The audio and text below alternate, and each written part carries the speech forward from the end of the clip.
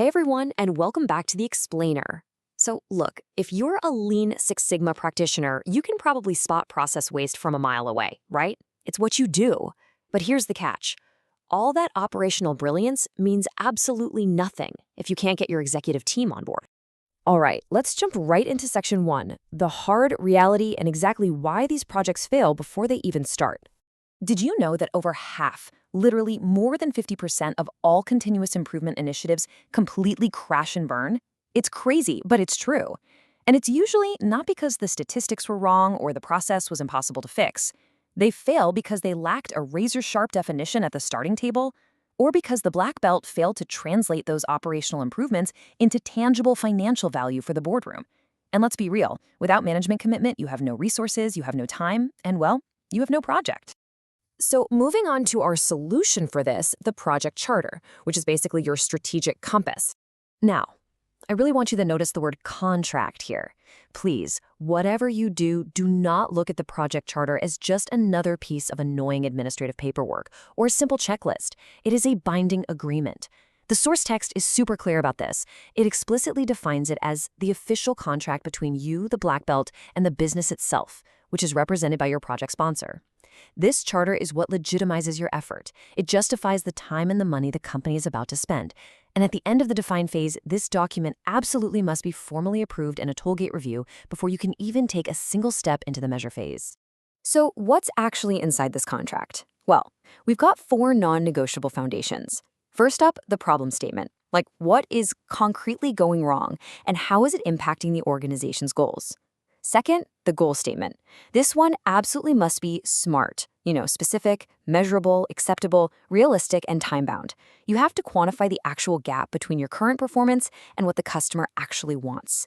Third, we have scope boundaries, which strictly dictate what we are looking at and, just as importantly, what we are ignoring. And fourth, the DMISC milestones, which give the whole project its timeline and structure. Okay, abstract theory is great and all, but let's actually apply this. Meet BlueprintRM&co, a high-end e-commerce logistics company.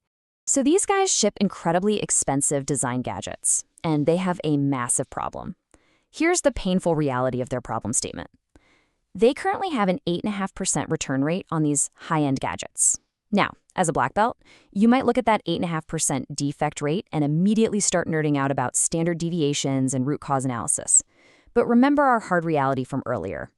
If you walk into a boardroom and just announce, hey, our return rate is 8.5%, you are going to get completely blank stares from the C-suite, because to them, that's just an operational metric, not a business metric. You have to translate that percentage into a bleeding financial wound. That 8.5% return rate, yeah, that equals a €120,000 direct margin loss every single quarter. And that's strictly due to repair costs and transport damage. Now watch what happens. Now the CFO sets up. Now the executive board is actually listening to you. You haven't just defined a problem anymore. You have defined a financial crisis that demands an immediate solution. And guys, this is exactly how you legitimize the project.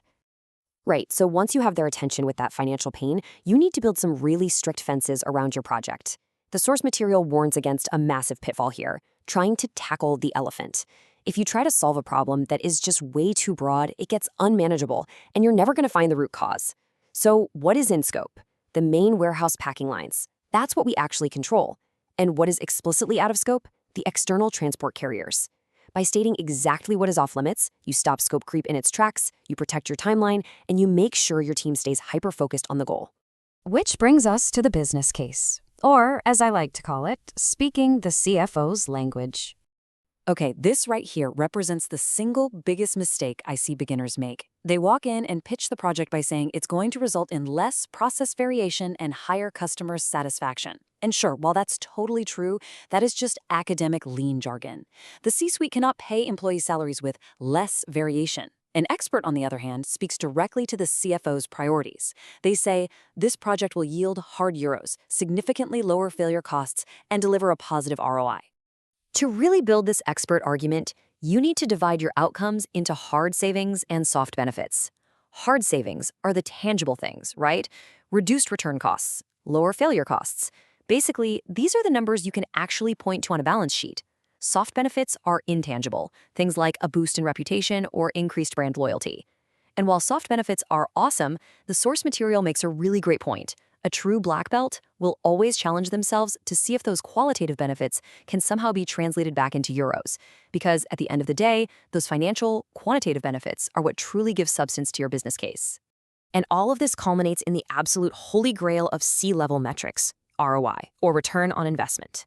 Now, the source actually points out a fascinating little dilemma here. Because we're still in the define phase, you can estimate your financial benefits, sure, but your actual implementation costs won't be fully known until you reach the improve phase. Kind of a catch-22, right? So, you have to work with educated assumptions alongside your financial controllers. You calculate the economic value added, which is the net profit generated by the project, and you measure it against the upfront and capital costs.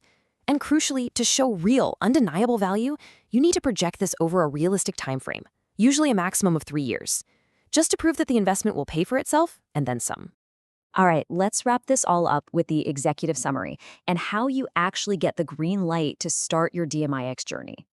If you want to walk out of that tollgate review with a resounding yes, you just need to follow these 3 golden rules. Step 1, define a razor-sharp, measurable problem. Seriously, don't be vague here. Step 2, establish strict in and out boundaries. Tell management exactly what you will not be doing so you don't end up trying to tackle the elephant. And step 3, always translate your operational improvements into hard euros and ROI. You have to speak the language of the boardroom, not just the language of the warehouse floor. Listen, if you build your project charter with these principles in mind, you aren't just going to be running another improvement project. You are going to be driving massive strategic business value. So before you pitch, ask yourself, is your next big improvement project speaking the language of the warehouse floor or the language of the boardroom? Go out there and get that green light. And as always, for education and entertainment. Catch you next time.